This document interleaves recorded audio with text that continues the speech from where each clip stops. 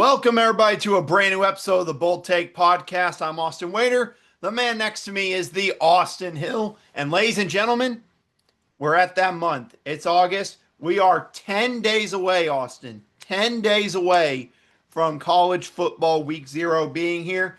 And for those of you who remember last year, we did something before the season where we asked for your bold takes for the season. And some of y'all left some actual bold takes, some others not nearly as much, some more concerning ones. But nonetheless, we asked for it again, and we're going to react to some of those bold takes today. I'm looking forward to it, Austin. But again, 10 days left till the college football season. How are you feeling? I'm feeling good. I'm excited. I honestly think I still haven't heard who Notre Dame's going to start at quarterback this year. Look, I don't mind it. I think there's potential with both CJ Carr and Michi, but I'd like to get a decision here pretty soon. I'd like to have at least a little bit of an idea. It's a good squad, but yeah, I'd like to know where the direction we're headed. Let's say, I think I saw a post the other day that said that there has been no separation from either one. They've both been really good, but there's like no one that stood out more than the other. So that who knows what that leads to in week 1. But we got a couple of takes to talk about. We're going to break down. I believe I have 10 on here. So let's go into the first one mentioned by a man who talked about this team last year, one of his predictions, if I remember correctly. David Green, who I do another show with, said he predicts Vanderbilt will win 9 games this season. Now, of course, Vanderbilt, the feel-good story of last year, upsetting number 1 Alabama, going 7-6, their best season in a while. But in order for Vanderbilt to win 9 games, they can only lose 3 games. And we take a look at Vanderbilt's schedule, Austin. It's not the easiest thing in the world, especially some of the road games. You got Charleston Southern at home, at Virginia Tech, at South Carolina, Georgia State, who beat them last year, might I remind everyone, Utah State, at Alabama, host LSU, Missouri, at Texas, host Auburn, Kentucky, and then at Tennessee to end the year. So I guess my question to you, Austin, is what do you think about this? Do you see 9 wins in there for Vandy this year? Look, if I'm just going off the schedule and looking at it, no, I'm not exactly sold on 9 wins, but I like the merit of this. I think Vanderbilt is a lot better than people are expecting coming into this season. I think we can. I think if we see the Vanderbilt that we saw like at their peaks last year, we're going to see a really good team that can beat Charleston Southern, that can beat Georgia State, that can beat Utah State, that can beat Auburn, that can beat Kentucky. But look, you're talking about it. You're seeing a team that's going to be tested in the South Carolina, Alabama, LSU, Missouri, Texas games, Tennessee. But look, I wouldn't put anything past this team. I don't think they'll win all these games. I don't necessarily think they'll win 9. But I think they're going to come out there and they're going to surprise these teams. It's more these games on the road that I'm not so sure about. We saw last year at home beating Alabama that they're going to be capable, that LSU, Missouri, Auburn, and Kentucky in the SEC are not just going to be able to walk in there. But I'm excited to see this game at Alabama for them because they kind of have the number over Alabama after what happened last season. But the Tide and their fan base are going to be ready to take one back against Vanderbilt. I think this is the most hyped anyone's been for a Vanderbilt Alabama game, maybe ever. I think, to say Yeah, the I'll least, for agree. what they're expecting, especially with some of the talking that has been going on from Diego Pavia in the offseason. I think fans are looking forward to it. I see maybe like 7, maybe 8 wins in there. I don't know if they could get to 9, but I'll just say it like this, simple, because he was a finalist for our Player of the Year last year. If you got Diego Pavia as your quarterback, you got a chance. You always got a chance because he can create Agreed. magic, whether it's throwing the ball, running the ball, and having an all SEC tight end, Eli Stowers, back is something I think can't hurt their chances as well. So thank you, David, for that one. Actually, not the last one from David. He left a second one, too. He was feeling very nice, but we're going to save that one for later on. Let's get to bold take number 2 here, which features the defending national champions, Ohio State. First of all, this one comes over from our TikTok, one of our many, which, by the way, since we started the TikTok, I want to say thank you to everyone who left the comments over there. We really appreciate them. But he predicts that Ohio State will lose week 1 to Texas and then has 2 conference losses and misses the college football playoff this year. And that comes from superdave.o. So thank you to him.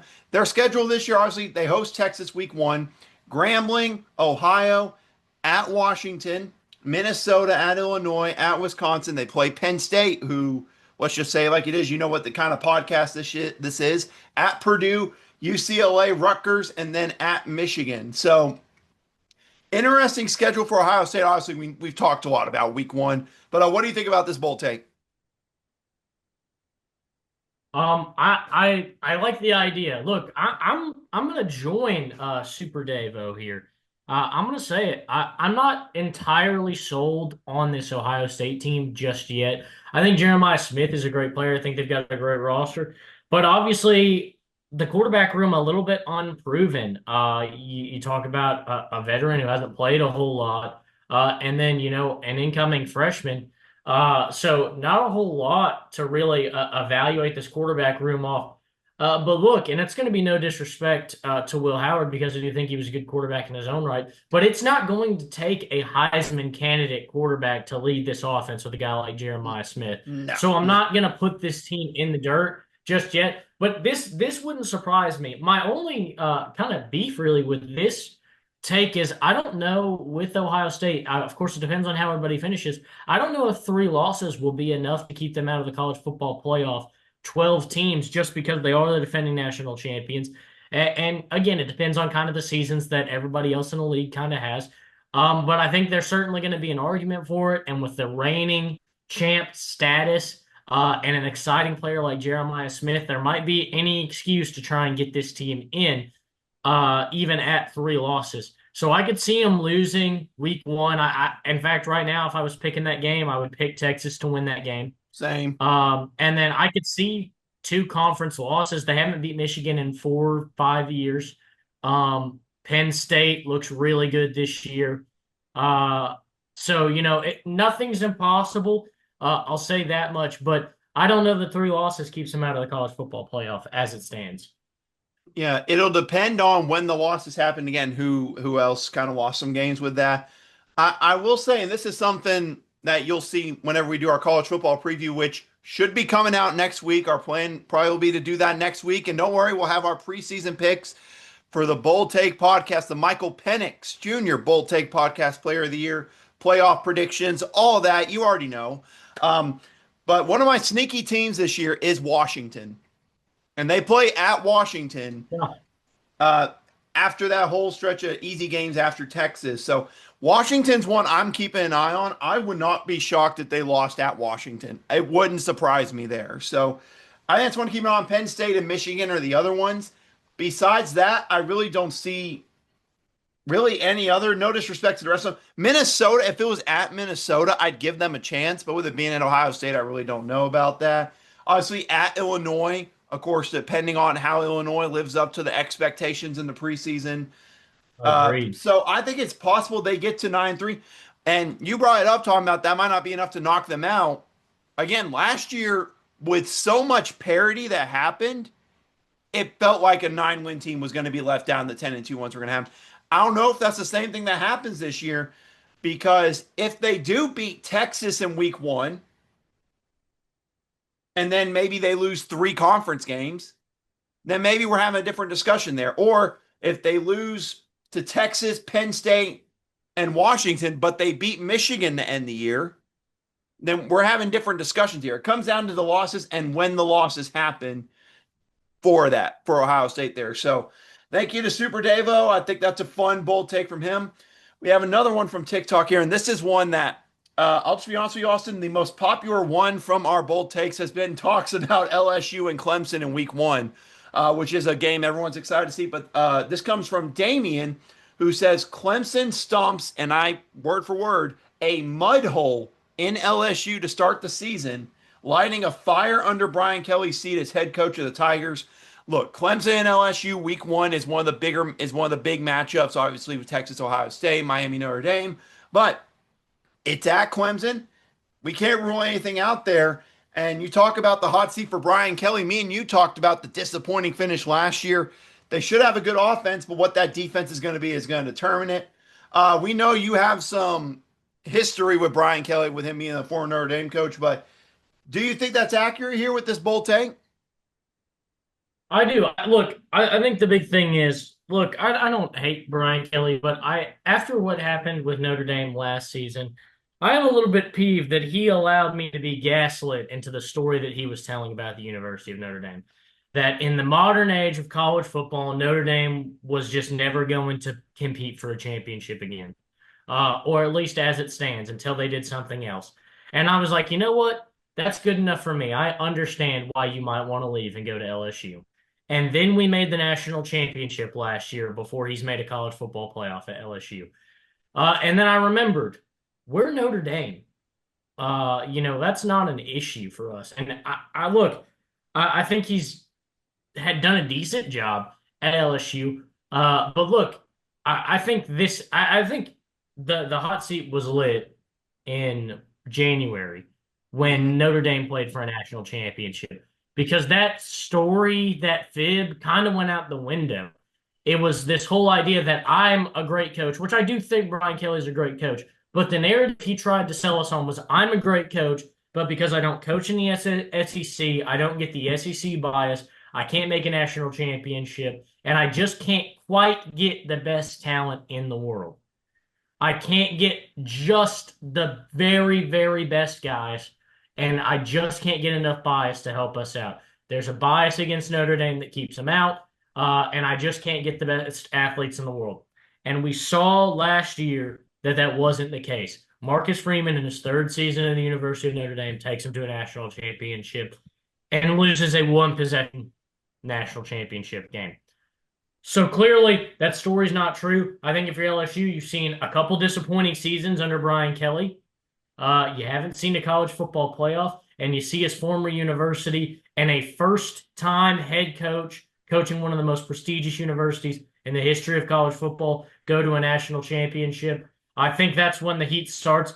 But I agree. Look, I'm not huge on Clemson this season, but I could definitely see a world where Dabo Swinney comes out, makes, a big time statement in week one to kind of rebound after a couple sucky years with Clemson and make some noise against an LSU team that I don't think is that great either. Yeah, honestly, I think back to the recent years of early season games for them where they had the Florida State fiascos where they lost on the blocked extra point. Then they got absolutely destroyed the next year. Then they played USC last year in what was a great game, but they couldn't get the job done there. So I don't know how it's going to work because this is at Clemson. So it ought to be interesting. But my thing is, you lose that game, then you play Louisiana Tech, then you're hosting Florida 2 weeks after that kind of matchup against Clemson. So then you get another easy game. Then you're at Ole Miss. So if they do lose to Clemson, they don't have time to feel sorry for themselves and just get easy wins to match up because their early season, yes, they have the easy game Louisiana Tech and Southeast Louisiana. Besides that, there's really not any other breaks until they play Western Kentucky second to last week of the season. So I could see a world where it happens. Um, but I think it's safe to say the expectation is if he does not get them to the SEC championship or to the playoff, there might be a change there. Which, if you think about, it, we haven't seen a lot of coaching changes happen from teams barely missing out on the playoff. Winning 8 games or 9 games and just barely missing out. I could see that potentially happen with LSU this year, especially because of the talent they have offensively coming back. At least to me. Agreed. There's a big story about this team. And, kind of you talking about the schedule here, I think there's a very real possibility that if this season kind of snowballs, like you said, lose to Clemson, you beat Louisiana Tech, you lose to Florida, and you beat Southeastern Louisiana. Now you're talking about being 2-2, going into a gauntlet of Ole Miss, South Carolina, Vanderbilt, Texas A&M, and Alabama. And look, the game against Arkansas is always close, and that'll be at home, but still always a close game. It feels like no matter how good or bad those teams are. But you talk about really starting to snowball at that portion of the season. That Western Kentucky game is not going to be an Mm-mm. easy game if they start to have a bad stretch there coming into that game. Western Kentucky's been a fairly competitive team in the FBS and 7, 8, 9 win program the last few years. Yeah, absolutely. And I will just say this: if they do start 2-2 and lose to Ole Miss, I wouldn't be shocked if Brian Kelly's fired at that point. Agreed. I think if they go start 2-2 and then lose to Ole Miss, he doesn't got a shot. He doesn't have a shot sticking around. So, thank you for that comment, Damian. We'll see if it happens. Again, we have other comments talking about this game in LSU, so we'll get to those later. This next one comes from Trey Branson on TikTok talking about it, and this is interesting. Not talking about a team specifically, but about their QB room, saying Tennessee's QB room isn't as bad as people are making it out to be. As he said that, Trey Branson, again, thank you to him. But honestly, let's address it like it is. The drama with Nico that happened this offseason. Now you're coming in, Joey Aguilar, the former App State guy, then was at UCLA before coming over to Tennessee. He's most likely going to be your starter. It's interesting what it's going to be with Tennessee this year. 24 in the preseason. They lost a lot of talent to the NFL draft that made that playoff last year. So I think you might see a drop off from Tennessee this year compared to making the playoff. But I mean, Joey Aguilar is solid. Josh Heupel's offense is pretty easy to run, I think, for a quarterback, especially a veteran quarterback like him. So I think quarterback maybe isn't kind of an issue, but I don't think it'll be the deciding factor. I think the deciding factor will be losing other guys to the NFL draft, talking about the rest of his SEC schedule. What about you? Agreed. I think this defense took a hit. And I think that's really the kind of the point of emphasis. I'm not worried about this offense. Look, the thing about Josh Heupel is that this wasn't Nico walking away from the team. I mean, that's kind of where it started, but he was demanding more money. He was like, "You need to bring me back." It was Tennessee that dismissed him. Yeah. It was Tennessee that said, "No, you're good." And to me, that says Josh Heupel's confident enough in his quarterback room that they're going to be that without Nico, he feels fine. And I'm going to trust this guy. Look at what he did with Hendon Hooker at Tennessee. I think I have all the confidence in the world that Josh Heupel can build a good offense around really any quarterback that he has confidence in. So if he says, you know what, Joey Aguilar or any of these three freshmen that we've got here on the depth chart, I think one of these guys can still come out here and lead the team. I'm going to trust him to do that. But you're right. I think they took a lot of hits, and the defense to me is where I would really worry about, especially in this high-powered SEC. You think about some of the guys that we could really see cut it loose at quarterback this year: Lenora Sellers, Marcel Reed, Garrett Nussmeier, DJ Lagway. This is a conference that's going to have some really exciting talent, especially if some of those young guys like Lagway and Marcel Reed can really cut it loose and get comfortable this season. Boy, oh boy, it's going to be defenses cannot have an off day in the SEC. No, they cannot. Talking about Tennessee's schedule, Syracuse week 1, East Tennessee State. You got those two games, and then you got Georgia coming to town very early in the season.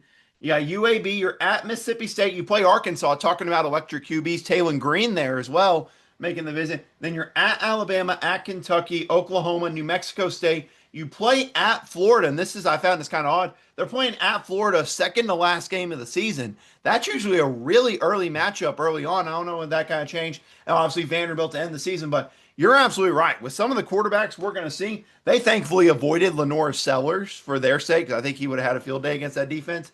But some of these quarterbacks you're going to see are going to be really tough. Don't forget about Josh Mateer, who we think might play at Yeah, Oklahoma if certain things get cleared up before week 1. We'll see. yeah. But I 100% agree with you. I don't think QB will be too bad. I think defense and also Dylan's like I said, Dylan Sampson losing him to the NFL draft. That's something else that I think could hurt this Tennessee team. But thank you to Trey for that one. Next comment. We're now at the halfway point, and I would say this person's name, but this is a family-friendly show, so we are going to just say thank you for your comment, sir, on TikTok. We appreciate it. He has Colorado winning the Big 12 this year. Now, let's address it like it is. The Big 12 is the definition of chaos every single year. You could try to predict it, and you're never going to get it right. I mean, it's the story of last year. Arizona State and BYU, two of the worst projected teams, right there competing for the title at the end of the year. So, but looking at Colorado's schedule, Georgia Tech, Delaware, at Houston, Wyoming, BYU at TCU, Iowa State, at Utah, Arizona, at West Virginia, at Arizona State at home, and then at Kansas State to end the year. Look, this isn't the easiest thing in the world, but obviously let's address it like it is. No Travis Hunter anymore. No Shador Sanders as your quarterbacks anymore. So here's my question to you, Austin, why I think this isn't actually crazy. Could we see the most together team under Deion Sanders with it not having the star power level at least? Yeah, I think there's going to be less distractions. I don't think Deion Sanders is a bad coach. Um, but I don't know. I've never been super sold on him as just this all-time great before we've really seen him do much. Um, I think he had a great turnaround at Jackson State, and he really made that football people wanted to watch, and I'd certainly commemorate that. But he brought a lot of attention to Colorado, and it wasn't always the best attention. And he really hasn't accomplished anything in the FBS in the Power Four. Um, so I don't know. I'm kind of a wait and see guy on Colorado, but I do think, yeah, I think we're going to have less distractions and we're going to see a more kind of complete team that's maybe not led so much by the biased decision making of that's my son at quarterback or that's my son at starting safety. Because look, I don't think there are a lot of teams in the country that a quarterback can make some of the comments that Shadur Sanders made about his offensive line and Hmm. just continue to start as a quarterback. And I don't think Shadur Sanders is a bad player, but I think he said some things that I don't know on most teams would get you missing a game. Uh, I think that Shiloh Sanders made a lot of bad plays in the secondary. He had what? He had averaged 3 game altering penalties a game last season. Yeah. Um, it's and look, I don't think Shiloh Sanders is a bad player either. But when you're making that many bad plays down the stretch that are setting teams up to walk off beat you because you can't tackle correctly or you can't just go to the sideline after a big play on third down and you have to pick up those 15-yard penalties at the end of games, you're just not a guy that's going to play for me personally. Um, I don't think there's anything wrong with supporting your sons, but I do think we'll see a team that's more led by Deion Sanders and has a lot less bias in his decision making. Yeah. The only thing I worry about is again just discipline, and that goes back to his first year. Whenever they started really good, you could see the lack of discipline at points. If they have that, look, I think Caden Salter has a chance to be good in this offense. The offensive line should be solid. This might be the best defense they've had as a whole unit since Deion's gotten to Colorado. So we'll see. And like I said, the Big 12 is so unpredictable. I mean, anything can really happen in this league. So we'll see about that. Big thank you to him for that comment. Let's get to the next one here. Bold take number 6, coming from one of your good friends, Austin, one of your old good friends, Joseph LaRoche, who Yes. said, we will see another Florida State level choke this year. And I talked about they were mentioned a lot in this. Someone said he said probably someone like LSU. So I guess this is a two-parter, Austin, talking about it. Is do you see LSU being that team with that kind of choke? But if not them, who else could be a candidate for that? Because Florida State was a top 10 team to start the season. And then, I mean, we all know what happened after that. So, what do you see about it? Yeah, I mean, I think that you're onto something here. Look, it's definitely possible. I think LSU is a great candidate to throw out there. I think kind of looking at the top 10 and the quality of the top 10, I'm not gonna, throw a whole bunch of teams out here. Um, I think LSU it would probably also be like my number one pick if I had to pick anybody out of this top 10. I could also kind of see that out of Miami. Yeah, that was my Uh, thinking. I who knows what that team is actually going to be able to do if they're going to have that repeat success with Carson Beck, if he can even stay healthy. But the only thing I will say is that it's really hard to say Florida State level because there was another element that went with that last year, and that was, Yes. the demanding the right to be in the college football playoff, even without their best player uh, eligible to play any longer. And then to come out and follow it up with a stinker season like that.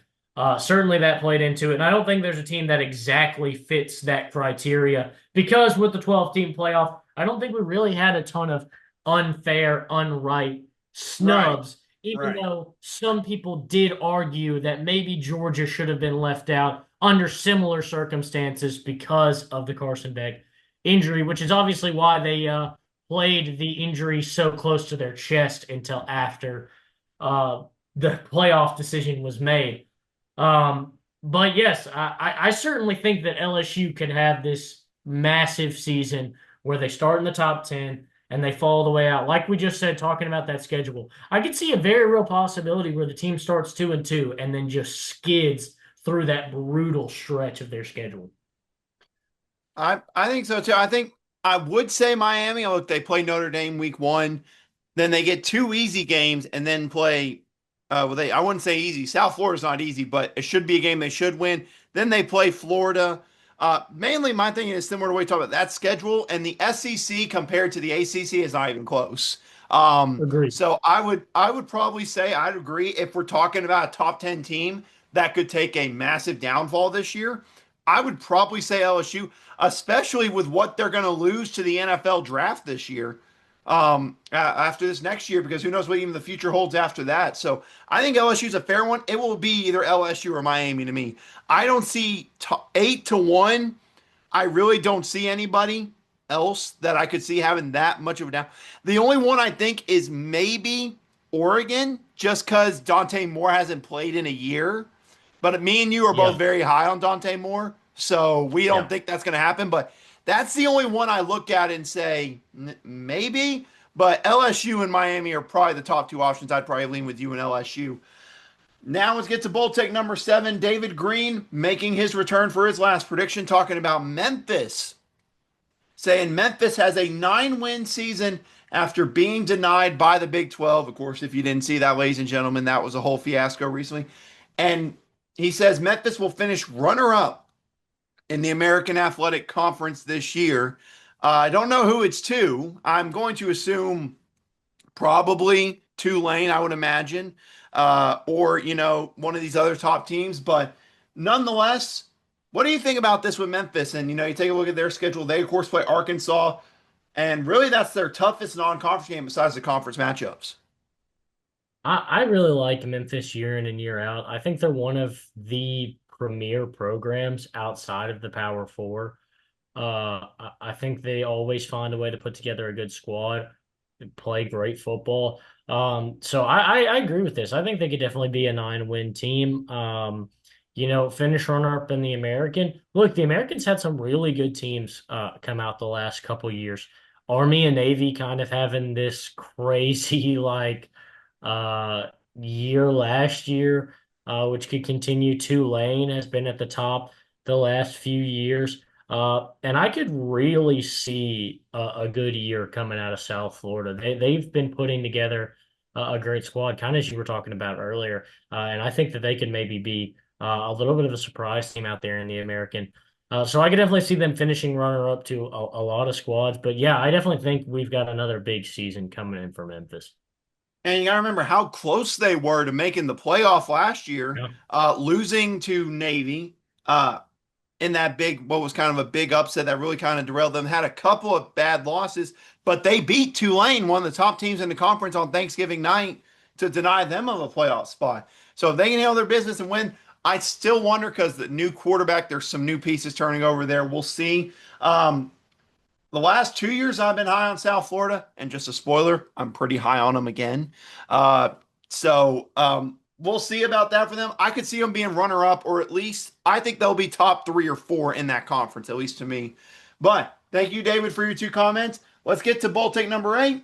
The last one featuring LSU on here. I promise, ladies and gentlemen. I promise this is not an LSU podcast, but apparently a lot of LSU fans saw the TikTok and wanted to get their points in.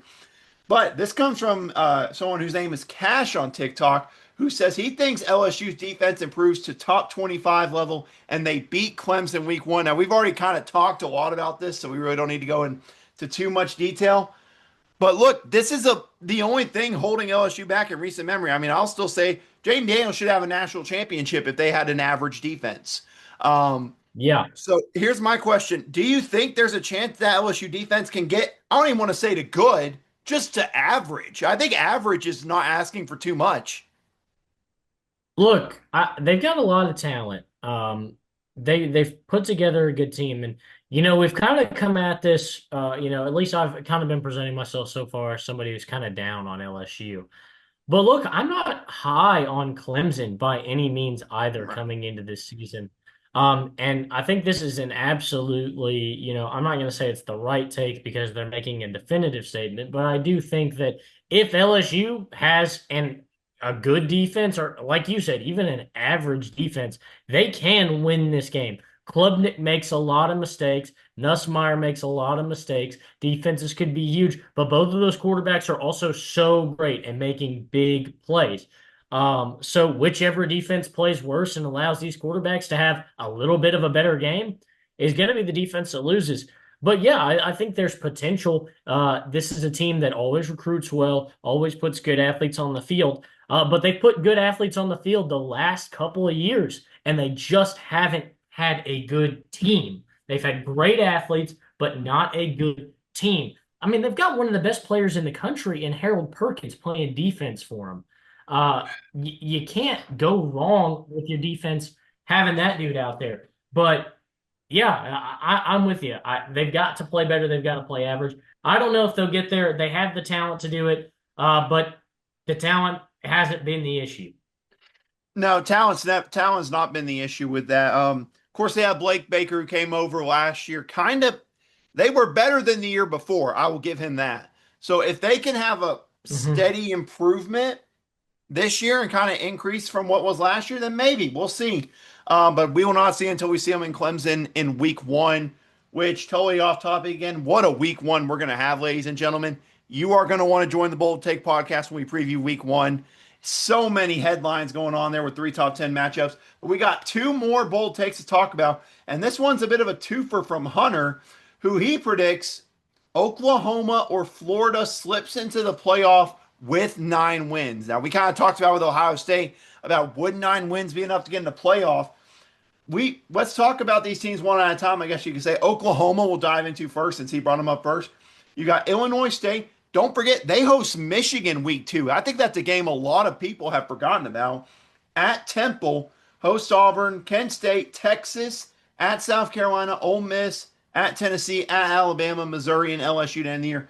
We talked about with Oklahoma, defense has been good. They brought in some really good pieces on offense. Hopefully, both those pieces will be able to play. But nonetheless, I mean, what do you think about this for Oklahoma? Because I think Oklahoma, if they're all playing on the offensive side, this is a legit chance with 9 wins to get into the playoff. I'm with you. Like you said, if everybody's on the field and everybody's able to play this season, this is a good team. I really like this team in the SEC. Um, I don't know if they'll win it, but I think they can get 9 wins. And I'm with you. I think if Oklahoma can get 9 wins, they're going to be one of the teams that we're having a conversation with for one of those last spots to get into the playoff. Um, Florida. We'll see. I like DJ Lagway. I like this team and where it could be. But Lagway's going to have to play really great football. If this team's 9 wins, but Lagway's still showing signs of, needs to improve because he is a young quarterback, I think the committee could say, we'll hold off on Florida. They could be even better next year. But I definitely agree. If an Oklahoma team gets 9 wins or more, they're going to have a serious and legitimate argument to make this college football playoff. This is a really good team, a really good offense. They've got exciting veteran pieces. This is not going to be a team that the college football playoff is going to be able to just skip over and cut out.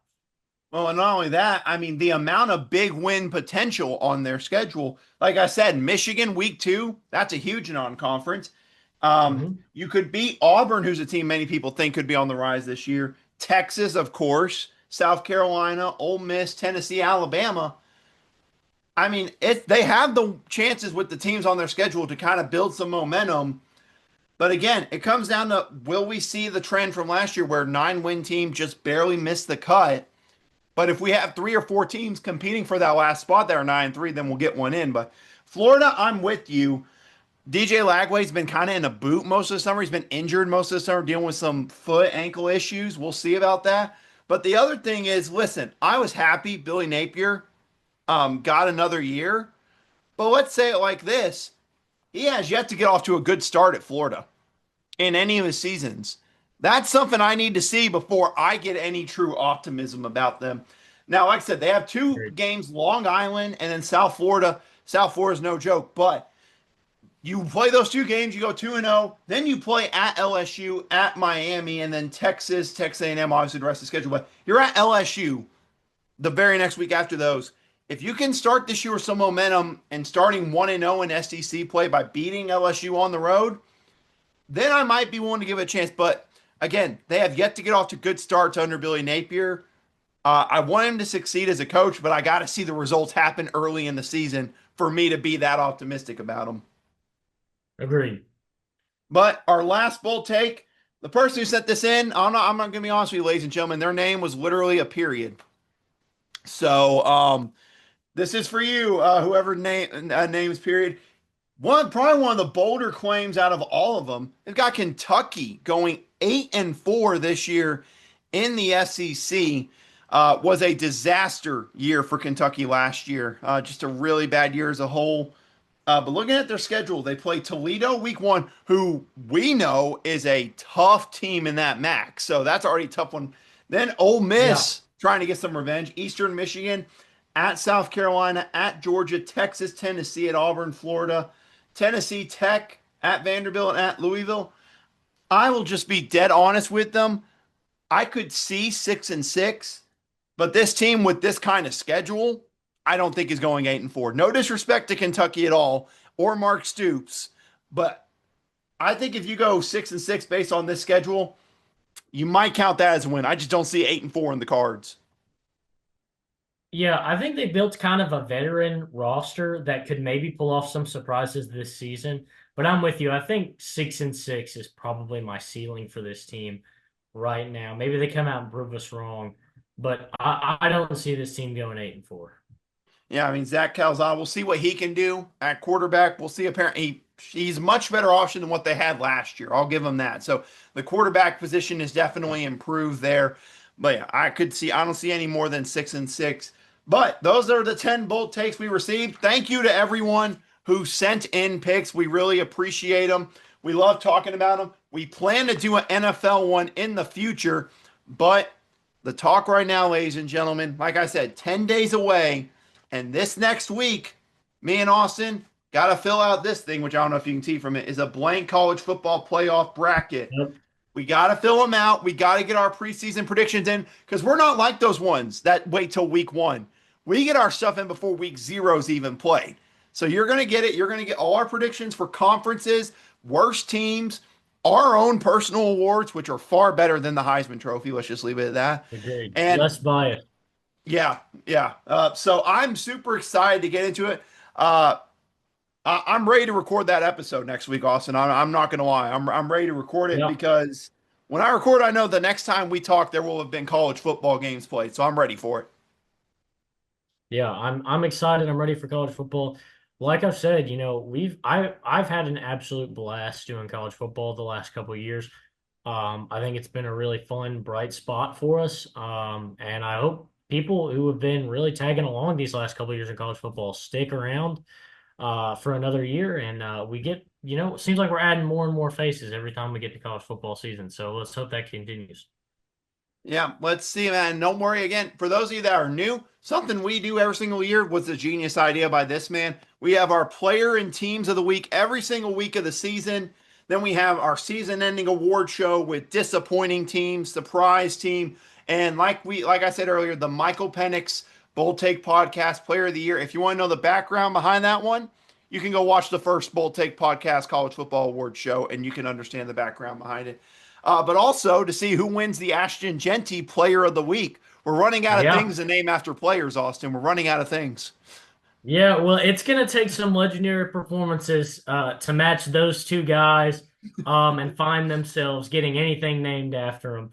I think you don't want to end up naming the disappointing team or disappointing coach award after you. So Those are some of the things we might have to start naming here pretty soon. Had Mac Brown stuck around at North Carolina a couple more years, I think we could have named it the Mac Brown Disappointing Coach Award. I honestly Yeah. think we could have. I think it would have Yeah. happened.